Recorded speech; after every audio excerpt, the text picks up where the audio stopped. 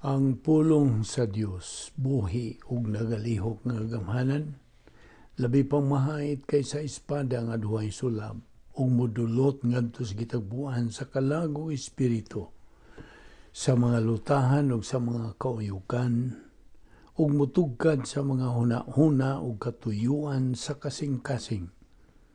Ang tibuok nga kasulatan gipaginhawa sa Dios ug may kapuslanan alang sa pagpanudlo, alang sa pagpamadlong, alang sa pagpanulid, ug alang sa pagmatuto sa pagkamatarong aron ang tao sa Dios mamahingpit masinangkapan alang sa tanang maayong buluhaton. Paningkamuti pag-ayo ang imong kaugalingon sa pagpakita sa atubangan sa Dios ingon nga iyang nahimutan. Usa ka magtatrabaho nga dili kinahanglan magakaulaw, nga sa hustong paagi magapanudlo sa pulong sa kamatuoran. Ani ay pipila ka mga bersikulo sa in English nga akong pagabasahon. 2 Peter 3:10-12. But the day of the Lord will come like a thief. The heavens will disappear with a roar. The elements will be destroyed by fire, and the earth and everything done in it will be laid bare. Since everything will be destroyed in this way, what kind of people ought you to be? You ought to live holy and godly lives as you look forward to the day of God and speed its coming. That day will bring about the destruction of the heavens by fire, and the elements will melt in the heat. Joshua 1:9. Have not I commanded thee? Be strong and of a good courage. Be not afraid, neither be thou dismayed, for the Lord thy God is with thee whithersoever thou goest. Colossians 2:6-7. So then, just as you received Christ Jesus as Lord, continue to live your lives in Him, rooted and built up in Him, strengthened in the faith as you were taught, and overflowing with thankfulness. John 10:10. I am come that they may have life, and that they may have more abundantly. Mark 10:45. The Son of Man did not come to be served, but to serve, and to give his life a ransom for many. Ephesians 5:16. Redeem the time, because the days are evil. Sa dili pa kita padayon sa pagtuon sa pulong sa Diyos nining adlaw, sa mas nandan iginahanglan ang pagsusi sa atong tagsa-tagsa kakalag kung na ba kita'y mga sala nga nagapabilin diha. Ilabi na kanimo magtotoo. My fellow believer, gimanduan kita sa pulong sa Diyos sa pagsugid atong hinganlan. Homologeo, mo ka na ang Grigo nga pulong sa paghingalan. Just name, cite, enumerate, o acknowledge, admit, nga imong nabuhat ka ng maong mga sala. Kay kini maong mga sala nga dili nato isugid, then they become barriers sa ato pagtuon sa pulong sa Dios. So, ang Espiritu Santo nga mao magtutudlo sa kamaturan dili makalihok sa iyang ministry sa pagtudlo kanato sa kamaturan. So gikinahanglan nga atong isugid kining tanan. Pinagis pagamit sa 1 John 1:9. If we confess our sins, God is faithful and just to forgive us our sins and to cleanse us from all unrighteousness. Apanalang kanimo higala nga wala pa'y kaluwasan diha kanimo. Ang imong buhaton dili ang pagsugid, kundi ang paggamit niya ng imong free will. Hinatag ka na sa Diyos. Gamita ka na, aron ikaw makahimo sa labing mahinungdanong desisyon sa tibuok mong kinabuhi. Ang desisyon sa pagtuo kang Ginoong Jesucristo ingon nga manluluwas. Therefore, sa hilom mag-andam ta sa atong tagsa-tagsa ka kalag. Let us pray.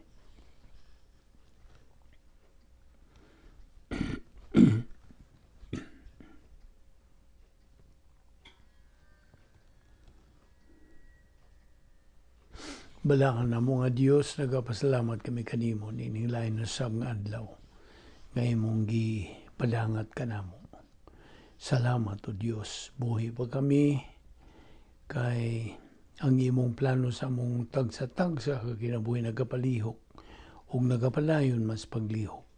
Busa, wa pa man mahuman ang among plano sa among kinabuhi, mga imo pa kaming gipabuhi aron kami makapadayon sa pagpakaon sa among tagsa-tagsa kakalag aron kini makatubo ngadto sa pagkahamtong nga espirituhanon nga di na lang kami katakos sa pagkinabuhi. Bani kami karon sa among pagpadayon sa pagtuo niining among tun-anan pinagis pagtudlo kanamo sa balaang Espiritu Santo kining tanan among gipasalamatan sa ngalan ni Ginoong Jesucristo.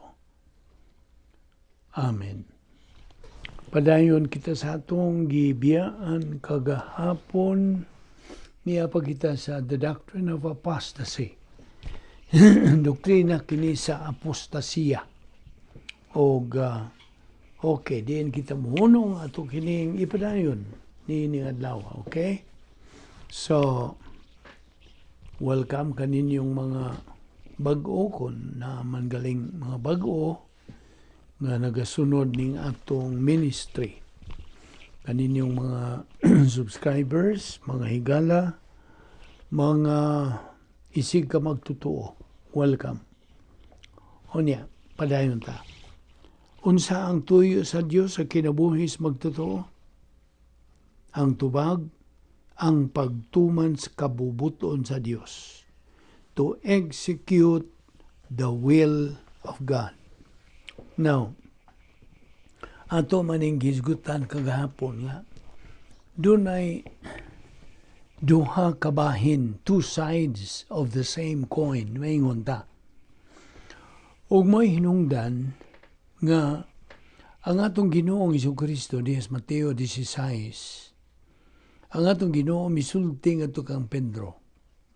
Sa diha nga kinis Pedro misuway sa pagpugong sa atong Ginoo sa pag-adto sa Jerusalem o sa pag-agi sa pagsakit o sa pagpakamatay alang sa mga sala sa katawan.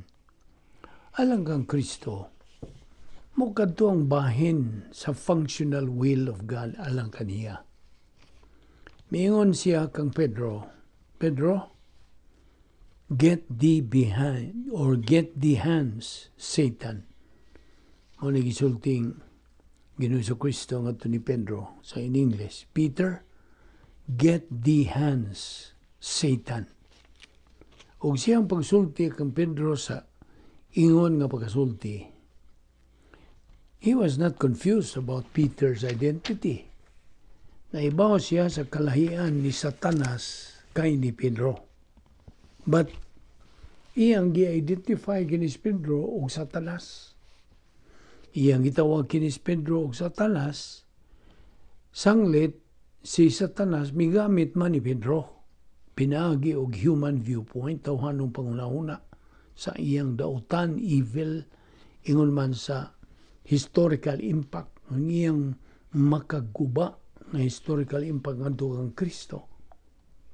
Of course, gihikling o gisalikway man hinuon kadto ni Ginoong Jesucristo, ubusa wa kini makabalda kaniya. Apan si Satanas migamit kang Pedro sa tuyo nga mabalda o mahasol o kaha malinga o mapugnan kini si Ginoong Jesucristo sa pagtuman sa kabubuton siyang amahan. Namely, ang iyang pag-adto sa Jerusalem. Mo na'y geographical will. aron sa pagtuman sa giingon ta nga apex o yung kinatumyang bahin sa functional will of God nga mao ang iyang personal nga kamatayon didto sa cross. You sure are a stumbling block to me, Peter. Nahimog yung kang dakong babag kanako, Pedro. Mao ni gisulti ni Ginoong Hesukristo ngadto kang Pedro.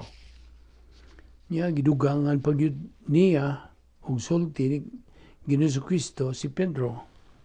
Pedro, nagawas ka na sa imong pakikabitay sa Dios. You are out of fellowship, Peter. You are in carnality. Uban niya ng imong tawanong pangunahuna and historical impact. Tungod kay Pedro, wa ka maghuna-huna sa mga butanga iya sa Dios. You are not thinking the things of God. Pedro, wa ka magtanaw sa kinabuhi on the divine viewpoint. Nagtanaw ka na sa kinabuhi on the human viewpoint. Ug busa, naa ka na sa pagkakarnal. Naglakaw ka na sa kangit-ngit. You're walking in darkness, Pedro. You are spiritually blind. O nagapagawas ka o mangilad o daotang influensya. Evil influence. Ngari ka na ko. O gatong makita din kang atong Ginoong Hesukristo migamit nining itabua sa iyang pagpakigharong kang Pedro. Agi o pagpahinumdum ka nato mga magtutuo nga. Kini ang matagamtaman ni bisag kinsang magtutuo nga mogamit lamang og mga tawhan ang pangunahon, human viewpoint of life rather than divine viewpoint thinking. Nan, kung kita mga magtutuo bot makatuman sa giingon ta nga functional will of God ug magmadinaugon kita sa atong Kristohanong pagkinabuhi, nan si Kristo mi-emphasize sa pagkamanungdanon sa pagpanag-iya og Diyos ng pangunahon. Divine viewpoint thinking nga ipagamit ka nato sa atong kinabuhi ingon nga mga magtutuo. If anyone desires to follow after me, to come after me, in the conditional clause, our Lord set up, mingon siya og if, na the prothesis if. If anyone desires to come after me, and that desire there, that's a reference, nagisgot ka nagpositibong kabubuton ngadto sa kabubuton sa Dios. That is where success start. Ana diha magsugod ang pagkamadinaugon. And that will take the believer ngadto sa pagkat-on sa pagtulunan sa pulong sa Dios. Then, if he has got that desire, kung na siya niya ng maong tinguha, kinahanglang mo, himo siya sa tulo ka butang. He must do 3 things. Number 1, deny. Ilimod. Number 2, suffer. Pagantos. And number 3, follow. Sumunod ka. So, he must deny himself human viewpoint thinking.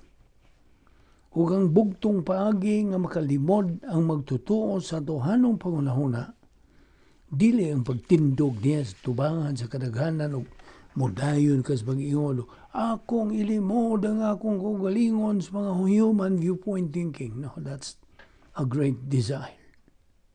Of course, that is a great desire. Apan dili kini paigo. That is inadequate. Ang paagi, the mechanism nga diin ang magtuto, makalimod siya siyang kaugalingon sa mga human viewpoint, mawangon sa.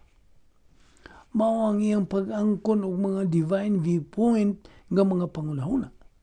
Ug unsaon man niya pag-angkon ini? Be, unsaon? Pinaagi sa pagtuon sa pulong sa Dios.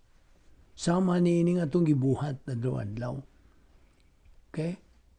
Pagtuon ra gyud sa doktrina, mga pagtulunan sa Biblia nga gitawag ta og Bible doctrine, nahuna kini ni Kristo. 1 Corinthians 2:16 nga nagaingon in English, o For who hath known the mind of the Lord, that he may instruct him? But we have the mind of whom? The mind of Christ. So ato makita din nga ang paagi niini mao ang gisulti ni Ginoong Jesucristo ngadto kang Pedro. Pedro, wa ka magunahuna sa pangunahuna sa Dios. You are not thinking the things of God. Ang magtotoo kinahanglang makakaton, makaangkon og Dios ng pangunahuna. The believer must acquire divine viewpoint thinking, the divine viewpoint mental attitude. O angay na ito hinumduman, kinimusunod nga ingta sumbanan, bahin niining pagpanag-iya og Diyos ng pangunahuna. Nga we must realize that this is the key to pass through and be able to reach success in our Christian life. Paminaw, pag-angkon og kaalam sa doktrina, sagulan kini og pagtuo, and this produces a condition of katinuod sa doktrina og divine viewpoint mental attitude. Og kini magapagawas og espirituhanong gahom ug uban pang mga resulta nga makapalig-on sa baruganang espirituhanon sa magtutuo. Mao ka na diha. Imo makita ka lang magtutuwa nga nagafunksyon ka na siya sa gitawag taong faith rest life. Kinabuhing may pagtuo nga nagdala og pahulay. Ug kana nagpasabot nga muagi na kana siya gitawag og category 1 suffering. Unang kategorya sa pag-antos nga diin na siya'y kakayahan. Makahimo na siya sa pag-atubang sa bisag unsang mga katalagban sa kinabuhi, makaatubang na kini siya niining maong matang sa pag-antos, apil na niya ng being misunderstood sa mga tao sa imong kinabuhi. Being lied about in life, being slandered, ang pagdaot sa mga tao around you. Ang atong Ginoo, tungod kay na tao man siya dito sa syudad sa Nazaret, rather that's where he grew up, dito man siya mutubo. That was a Roman outpost, a military base. Ug nailan gyud siya dito pagayo. He was well known sa tibuok nga lungsoran ng Hudiyo nga nasayod siyang birhen nga paghimugso. And of course, unsay buhaton sa negatibong kabubuton ngadto sa kamaturan, ila gyud ang tuison. They are going to twist it. Ila gyud ng lawgaon, lubgon, and always redefines it. Wa siya kailag kinsay iyang amahan. He is a bastard. Mao na ilang isulti. Now, in the technical use of the word nga bastard, nagpasabot nga you're born out of wedlock. Sa kagrabe ka ng pagbugal-bugal, pagdaot. It's a slander. Sa in English, it's defamation. Diba? What lying behind sa atong Ginoo? Usa ka na ka-ehemplo sa category 1 suffering nga pag-aatubangon sa magtutuo nga naay doktrina siyang kalag. He has to handle it sa mas pag-atubang sa atong Ginoo niini. O giyon sa niya sa pag-atubang o pagpakigaharong niini by the perpetuation sa iyang pagpakigambitay sa Dios. Ang pagpadayon siyang kinabuhing may pagtuo nga nagadala sa pagpahulay. The faith rest life. Now, dealing with evil, pagpakiharong niya sa dautan, evil, o pagpakiharong niya sa kaburong, o way kabangkagan, ignorance. Dealing with hardness of heart, paghiharong sa katiga sa kasing-kasing. Dealing with blessing, panalangin. Paghiharong sa kauswagan sa kinabuhi, prosperity in life. kinahanglan niya ang pag-deal sa prosperity test, sa matag gutlo siyang kinabuhi, ingon man, he has to handle the adversity test usab. Kung bisag unsa may atubangos magtotoo siyang kinabuhi, kauswagan ba o katalagman ba, bisag unsa, sa laing pagkasulti, regardless ug unsa mang matang sa pag-adtos ngayong atubangon, kinahanglan siyang makasugakod. He must be able to handle it. Ug unsaon niya pag-handle niya na? By the control thought life. Nga resulta ka na siyang paggamit sa faith rest life. Ang kinabuhing may pagtuo nga nagdalag pahulay. He must maintain sa iyang pagkinabuhing Kristohanon nga nagalakaw uban sa Dios. Kumikan sa iyang pagpakigambitay sa Dios, his fellowship with God. Mao kanay madinaugon.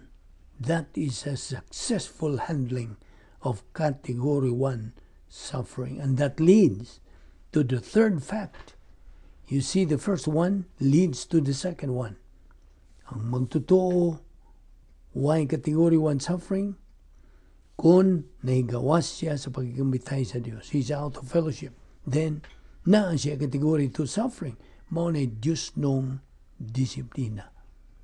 Naa siya category 1 suffering, sanglit, he is operating diha nga why divine viewpoint lifestyle. Kanya mo tangbo siya category 2 suffering, kung unsay goal, o tumong niya na, ang tubag, ang pagsundog o pag-awat sa divine viewpoint lifestyle ni Ginoong Hesukristo. Diniho na kita muhunong ato ni ipadayon ugma. Magampo ta. Higala, kung ugaling mamatay ka karon, nahibaw ka ba? Ug may langit ka o may impyerno ka hangtod sa kangturan. Ang Biblia, ang pulong sa Dios na kanayon, nga imo ka nang mahibawan. Ipangutana ta kahigalan, ining maong pangutana sa anglit. Mao man kining labing menungdanong pangutana sa tibuok mong kinabuhi. Pangutanon ta ka, luwas ka ba? Dili question kung sakop ka ba usa ka simbahan, kundi luwas ka ba? Are you saved? Di pod question kung nagkinabuhi ka ba usa ka talahoron o dalaygong kinabuhi, kundi luwas ka ba? Higala, aron ka maluwas. Una sa tanan, kinahanglang moangkon ka nga ikaw usa ka makasasala. Kay matod pas mga taga Roma kapitulo 3 bersikulo 10 ug 12. Kaya ang kasulatan nag-ingon wala gayoy tawo nga matarong. Walay nakasabot o nangita sa Dios. Ang tanan na miya gikan sa Dios. Ug nahimo silang dautan. Walay bisan usang nagbuhat og maayo, wala bisan usa. Nakasala ang tanan ug nahilayo sa himaya sa Dios. Higala ang imong mga sala mo hinungdang nakabsan ka sa himaya sa Dios. Busa, ang kunang nga ikaw sa ka magkasasala. Timan ni higala. Timan ni higit pagayo. Ang bugtong pagtuo nga nakaluwas kanimo kung ikaw luwas na, mao ang hingpit nimo pagtuo kang Ginoong Hesukristo, your total trust. Tumuo ka kang Ginoong Hesukristo, ikaw maluwas.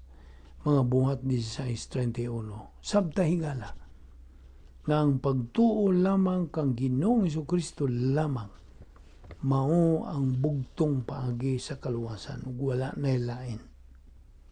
Duha ra imong kapilian. Mutuo ka ba kang Kristo ingon nga imong maluluwas ug ikaw maluwas?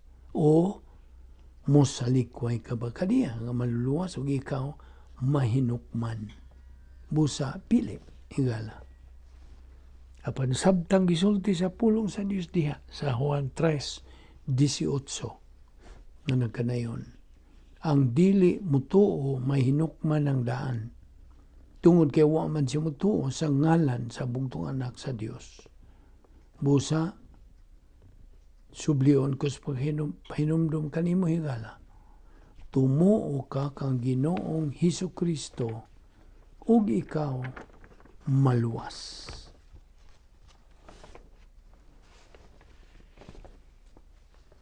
Magampot, abalaan na mga Diyos, salamat, nihigayon nga, imong gigahin alang sa among pagkikambitay kanimo sa imong mga pulong. Salamat sa pagtudlo sa balang Espiritu Santo kanamo. Salamat, niining grasya nga among gipahimuslan. Ubani kami sa among pagbuwag-buwag, niining higayuna, ug dada kami pagbalik din aron kami makapadayon sa among pagbuylo nga espirituanon, spiritual momentum. Kining tanan among gipasalamatan sa ngalan ni Ginoong Hesukristo. Amen.